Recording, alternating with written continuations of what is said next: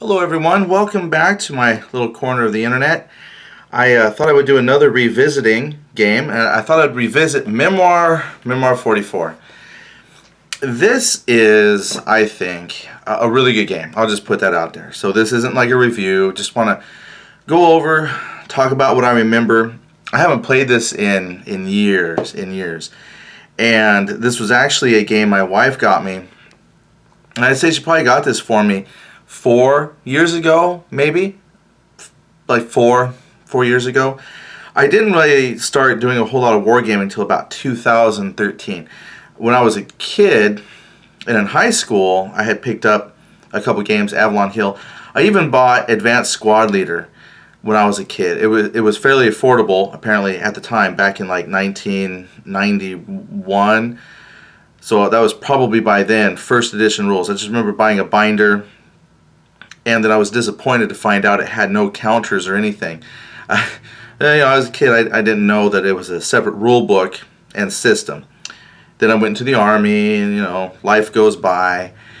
And then 2013 comes around, and for some reason I decide, hey, let's do the war game thing. And I got second edition Panzer.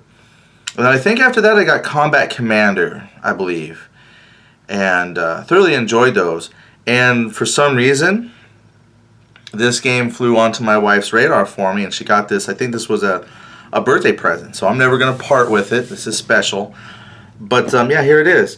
And so by then, I had some exposure to, I'd say, Panzer, not super complicated. It has like basic rules, intermediate, advanced, so it can be as complicated as you want it to be. Combat Commander, again, that's probably as complicated as you want it to be. It doesn't have as many rules as far as the book goes compared to Panzer, but they each have their own kind of complexity. So when I got this, I was interested because I had seen it played, and just looking at it, I didn't realize marked here on the box it says 2004 winner, International Games Awards. So I'm not sure if that's when this did originally come out. So this is, as a system as a whole, then at least 14 years old. Yeah, because it's 2018. I had to do the math. 14? Yeah, that's an incredibly long time ago. And there's your artwork. And at that point, I didn't know who Richard Borg was either. Now I know he does a lot of games, and this is like a system of his that he's had adapted to other systems, other companies. And I have to say, it works. Now, because I'd already cut my teeth on more complicated games, hopping into Memoir 44 really wasn't that complicated. And I think the times I spent playing it were really good. I've played it with my son. He's enjoyed it. Played it with my wife. I wouldn't say she's enjoyed it. There's certain things she enjoyed. My son overall thought it's okay because it's a fairly simple, game. What's this? Dow. Oh, Now Online. So I even have this. This is from fall 2011. Fall 2011. So this must be a later print edition. I didn't think this was an original 2004 edition. There I have the App Store app. Memoir 44 online, a direct hit. So I got some of that history. And yeah, let's just kind of look at what we got in here. So the rules were great. I thought this had a very nice rule system. I think that's why it was so popular. I think a lot of people probably, when they see this, they wonder kind of where it fits in the wargame spectrum. I have a lot of friends that when you mention wargaming, or people when I meet them and they say, oh, hobbies, they say wargaming, their first initial response is usually like, oh, do you mean like Risk? Well, I mean, I could see that to some degree, or Axis and Allies, because you've got the generic plastic kind of pieces, and they're not like full-scale mini models like Plastic Soldier Company or Flames of War, or little smaller companies. But it's got plastic pieces. It's got cards. It's got fancy dice. So, I can see why people might think that initially if they don't know. But once you start to dig deeper, you find it's a little more than that. I wouldn't say card, well, I guess it's card driven, right? Because you draw your cards, and then when you play a card, it tells you which part of the battlefield you get to activate and how many of that type of troop. We'll look at some of the cards when we see that. But right away, we have a really, really nice rule book.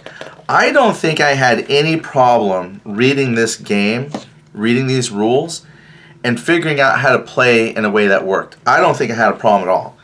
I remember this being a very easy read, and then if I had to go back and double check anything, it wasn't difficult to find. Everything is separated out and spaced really nicely. It's not all crammed and condensed like some other games I've seen. Everything in here has a lot of great illustrated examples. So I would say for learning a game, yeah, this is probably one of the ones that I thought was more enjoyable to learn. And it packs a lot of depth. So if I was going to compare this to another game, like say Tide of Iron. Tide of Iron has a lot of bits and pieces. This has some. It has some special unit modifiers, but it's not overwhelming. It really isn't overwhelming as far as pieces. But again, as you just flip through the rules, it's like it just says, "Please read me." Okay, I will read you. And the scenarios are included right in the main rules. So the rules take up maybe 17 pages. There's an appendix. Multiplayer games. So that's not even mandatory rules. So right around page 16, it stops. And then you get into scenarios. I would say if I had to have one complaint, if I'm going to pick one thing, it's just annoying to set up, because you're given this map. We'll pull the map out in a second, and it's just blank. So if you want the hills, trees, forests, you have to put all these tiles, all of those tiles. Now, that's good because one, you only need one mounted map board in here. You don't need like 2 or 3 or 4. But it does mean there's a lot of cardboard bits and pieces to put on just to set up your board. Is it terrible? I mean, overall, it's not terrible. You get used to it, you set it up, and then you play, and it's fine. It's just that's the only real quibble that prevents a person from just laying out the board, putting up pieces, and playing. You still got to set up the terrain. But when I'm looking here, it looked like we had a fairly good amount of scenarios. I don't remember. And so I'm looking now, already up to 9. And you got, a few special rules, it looks like. But again, nothing complicated. You don't need a whole lot for this. It's really good. Let's see. So we're currently on 13. Oh, Arnhem Bridge, Aircourt, St. Vith, the Ardennes. Can't read that upside down. Something Gap. Omaha Beach. Well, then I guess if you've got 2 sets, you can do Overlord, or maybe there's an Overlord. I think there was an Overlord box set that you got, and if you had like 2 games, you put them together, and then the Overlord box set let you set up like a huge D-Day invasion scenario. So, good. Oh, there's a code. Well, if you pause and get your code, you might be able to register that. I better register that right away. All right. So again, I think very, very nice rulebook. Oh yeah, so again, if I was going to find complexity, like compare it to another game, let me just fix some of these items here. They shift when I'm moving boxes around. I don't know, it's kind of unique when we talk about some mechanics here. It's a little unique, but I think it's probably... Well, it's hard when people want to compare, when people want to compare a game like this to, when they think Axis and Allies, it's like, what, it's not Axis and Allies, it's not Risk, it's maybe, I guess someone could call it a low-grade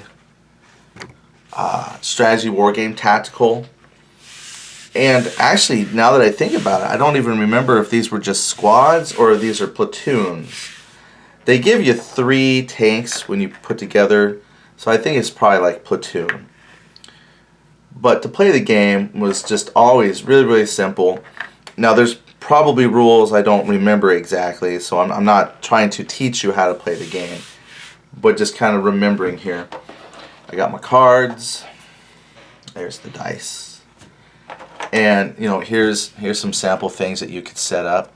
You know, again, nothing terrible, bunkers, but again, you got some bits and pieces. The nice thing, though, now that I look at this, so much easier than tie to iron. Tie to iron, I pulled out baggies for days. And most of the parts you need, really, it's just these terrain tiles. Okay, they're the size of the hex. These are pretty big hexes. And you just lay them out according to the scenario. Put your buildings, you know, lay them out. No big deal. Rivers, well, we won't set a river up, but let's say you can make a populated area. So lots of terrain tiles. And now that I'm actually looking at it and pulling some of the terrain tiles out, that's probably not as bad as I remember if I was going to set up a whole scenario. Now that I've played quite a few games since then of varying degrees of difficulty, this probably ranks kind of low then on setup. So I think I'd be okay. I'm not going to complain. And then here's your dice. And the dice I thought were fun. I like the fact they're wooden, they're not plastic. And I like the art. So they're going to have, I don't think any of the symbols duplicate. But you have the United States star, there's a flag, there's a tank, infantry, and a grenade. And so the way it works, here, let me grab some infantry. I mean, and the models aren't too bad. I mean, I think, I had to get real close. I mean, they're kind of cheap plastic, but the infantry are detailed pretty good if I was going to paint these. What scale are they? I really don't know. I think that's a little difficult for you to see. But I think they were detailed pretty nice. Anyway, you stick 4 of them together. So tanks come in 3s. Now the tanks, I'm going to tell you, they are nothing special. I mean, they are representative of what they are. But if I was going to pick a game for their models or miniatures, this would not be it. You know, yeah, actually, now that I think about it, I've heard people try and compare Zvezda's board game to this. Theirs was The Art of Tactics. It's a World War II game. But see, their game actually uses scale models that you could buy and play with other war games, like Flames of War, miniature war games. These you could play with miniature war games, but the quality doesn't pop like it would on an actual you know, scale model. Then I've got some barbed wire and sandbags. So I could sandbag this guy. Let's move him here. Alright, so this is not a typical setup. I'm with you. I get it. But here we are. So you would have your scenario. You would set it up. Your troops are laid out. You got your dice. Then you have the cards. And this is the heart, maybe the heart of the game. Because without the cards, you're not doing anything. Each player gets, I think you get like maybe 5, 6, or 7 at any one time. Like I said, I don't remember all the rules exactly. I'd have to read through. But let's say you got to work with 6 cards. I'll just say, what did I pick here? 3, 4, 5, 6. I'll put that one back. So let's say I got 6 cards, right? I don't show my opponent, and much to, you know, if you're used to playing like Combat Commander, your card will tell you, has like a name.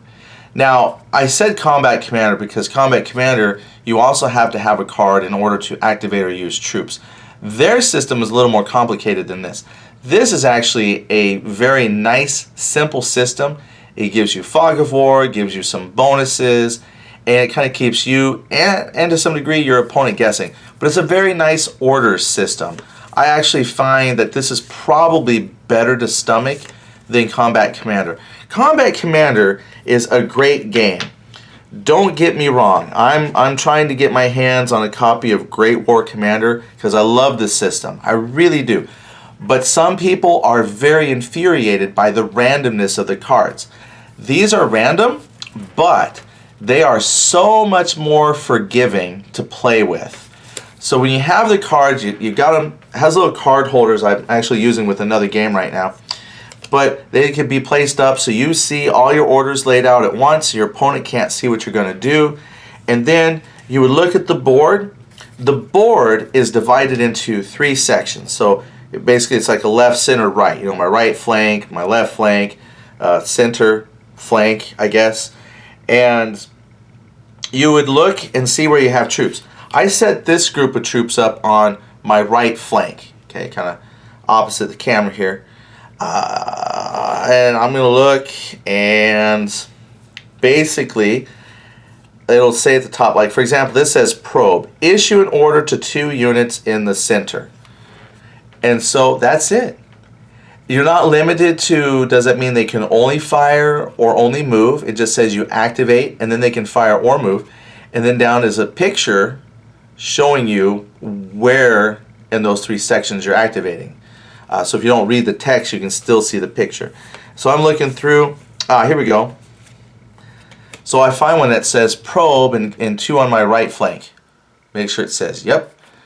2 units on my right flank. Well, hey, how's that for coincidence? I've got 2 units. Well, then I think there might be in the cards. There's a couple cards here. If I remember correctly, they had a summary of what things could do. Apparently, oh, here they are. Oh, there. Well, I thought they would tell me what they could do. I guess it's in the book.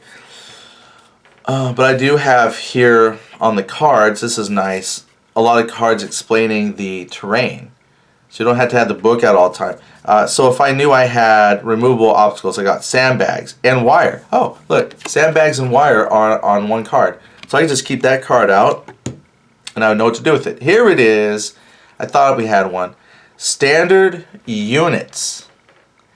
Okay, so basically the base game, you've got your tanks, infantry, and there are some special scenario rules where you might get some elite, and then again it will tell you how to do it. So if I'm looking here, did I flip that upside down? No, that looks right. But for my standard, that's upside down. Okay, there we go. It says infantry can move 0 or 1 in battle, or move 2 and no battle. Alright, easy. Let's say I had a couple of Germans here with their little submachine guns. Here come the Germans. Oh, plus, we'll look at this later. This has the insert for this game perfectly holds all the pieces all the time. This is the best game insert I've seen from a company that actually logically fits all the pieces. I don't think I showed you. We'll look at it in a moment. But like here, so it says I can move 0, 1 in fire, or move 2 in no battle. But I want to shoot because there just happens to be some Germans right next to me. So then it says here, here's how you shoot. It has a symbol of your vehicle or troop. And then it says at 1 hex away you roll 3 dice. At 2 hexes away you roll 2 dice. And at 3 hexes away you roll 1 die. And it says you may take ground on a successful close assault. And then in the rule, in the book, I'd have to go back and reread exactly what it means by close assault, because I'm thinking I'm adjacent. I think that's close assault, but because I don't remember. But I have my 3 dice, so easy. It tells me 1 away, I roll 3 dice. I roll 3 dice, and I'm looking for infantries. Infantry is a hit, so for every infantry I roll, I take 1 off. You know, and that's fine. I like the symbols, makes it quick and easy. I'm sure you could play the game just as fine with a 6-sided die, and you could say, well, on 6s are infantry hits, tanks, armor hits are on a 5, grenades are a 1, which do a point of damage to anything. You know, you could do that, but well, why? These are great. I like symbol dice. I think remembering back, that was actually a complaint some people had. Some people are just really hardcore in their dice and they want just pips, 6-sided dice with pips. This is great. 2 people, boom, done. Put them back in the box. But it said I could activate 2 units. So I have a tank. So I activated 1 infantry unit. And then I have armor. And armor says I can move 0 to 3 and battle. Wow. And then it has a little rule. It says overrun on successful close assault. And if you notice for tanks, they're 3 dice regardless of range. So they're 3, 3, 3. Out to 3, but it's 3, 3, 3. Wow. So I can move up adjacent because I can still move and fire. That's good. And then I take my dice. I'm going to roll 3. Oh, not so good. I rolled a tank, so obviously that's not going to hurt the infantry. But I rolled 2 flags. So a real simple mechanic to that is every flag is a retreat of 1 space. Okay. Now I'm going to remove the wire. Let's pretend wire's not there because wire. Unit moving in must stop. Okay, well we'll pretend the wire's not there because we want them to retreat. So there you go. It'd be back 2 spaces. And again, I'd have to go back and read. I don't know if you can move into a city and stop. I'm not going to do rule research, okay? And my memory's not that good. Yeah, so we'll just assume that they're going to retreat their 2 hexes. So they retreat 1, 2. So flag is a retreat. Now, the rules, there's some simple rules, such as if you're in sandbags, you get to ignore the first flag or first hit or something like that. But nothing overly complicated. And yet, it makes results that make sense. So you got some infantry, they get assaulted by another infantry group. A group of tanks roll in, start to clean up the spot, and those Germans decide to bug out. Easy. So easy. And looking here, it's like, yeah, I should probably take the time to invest and play some more.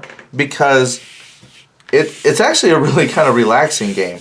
It's not that bad. I know that you could, with expansions and things like that, make it maybe really really get into it.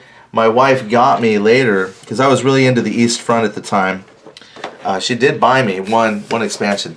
They have a lot of expansions. There's equipment expansions, different theaters of operation.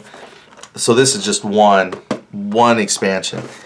And I would say if a person was looking for gateway war games that have the feel of a war game but aren't complicated, but kind of have that theme and that feel, I think Memoir 44 is an exceptional stepping stone. So if someone says to you that my experience has been Risk or Axis and Allies and I want something more serious, I think this is a good start. And then if you've never played war games, maybe you want to get your kid involved, daughter, son, whatever, I would think this is a good one to get in as well. And I'll tell you, that's why my wife liked it, was because it's not complicated. Because the cards kind of help limit your tactical overload, your decision overload.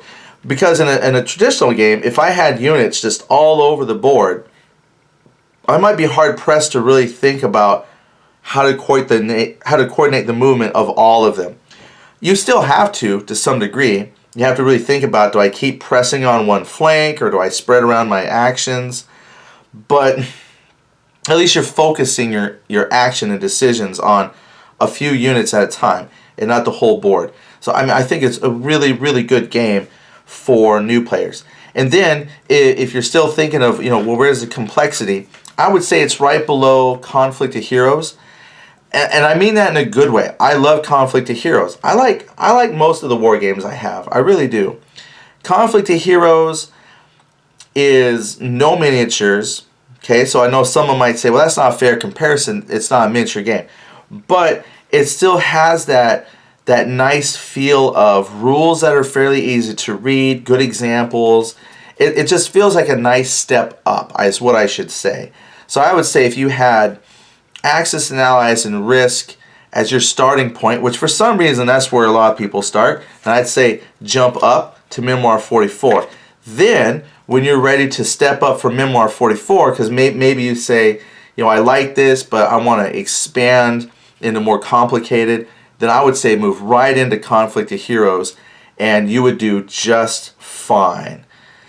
So that's why I've always thought this is a fantastic game. And honestly, after pulling out the parts, looking at it, and kind of reminiscing, I'm thinking, I might want to play this. I would not mind taking this down to the local game shop and setting this up and playing a game or two. Have my son playing. Usually someone comes up. But let's put these back in the box here, and I'll show you what I mean about this insert. You may have saw it earlier, but I'm gonna show it to you now. Let me just put the Americans back, and some of these tiles are right there, and cards, terrain. This is so simple. Yeah, so at first I was thinking how fidgety the game was with all the setup tiles and everything, but let me tell you, this is a brilliant insert. All the German forces fit, all the American forces fit just fine. All my dice fit. I have some of these funky shaped tiles. I could probably just stack a little bit like that, and then boom. So my dice are right there. All the terrain tile pieces are right there. And then it fits perfectly all your cards. If you sleeve your cards, then no, your cards would be up a bit. No, these are not sleeved. I don't know. I never felt the need to sleeve it. I mean, if I pick it up again and start playing, maybe sleeve. But for now, in order for everything to fit perfectly as intended, I won't sleeve the game. And then again, we said we had a double-sided board, so let me go ahead. One side of the board, then, this is like you're moving inland, moving out into the Ardennes forest and whatnot. And then the other side, you can do mini beach landings. You do a mini D-Day, and then off the beach. So move your troops up out of the water onto the beach, and then inland for victory. And I think that was on the box here. This is the mission day 6. I don't know. That's French. But I think it's a commemoration. So 1994 or 1944, right? June 6, 1944, and then what is it? 60 years later, 2004, kind of commemorative thing. So I'm pretty sure if I look through here, there's at least one D-Day kind of scenario. And then the map, you fold it up. And again, it's a mounted map. It's a really nice map. And if you are familiar with Richard board games, because see, now it's in all kinds of places. There's a nice Civil War one. There's American War for Independence version from Compass Games. I think Battle Cry was Avalon Hill, maybe. And then you've got Memoir 44, which was Days of Wonder.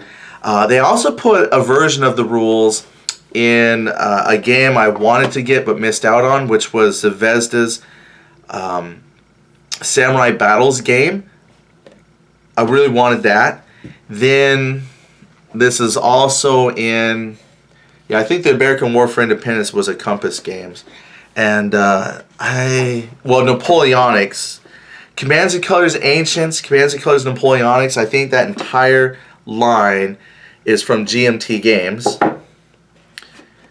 which I have wondered a couple times if I wanted to get those. They're block games. I like block games, and they're kind of a similar setup. In fact, what some people will tell you as you move into the series, like the Commands, Colors, Ancients, and probably Napoleonics, I've read a lot of places, forums, where people say that Commands and Colors Napoleonics is the best version of the rules. Like, this is great, but the Napoleonics has really refined the system, which I'll take their word for it. I don't see why it wouldn't.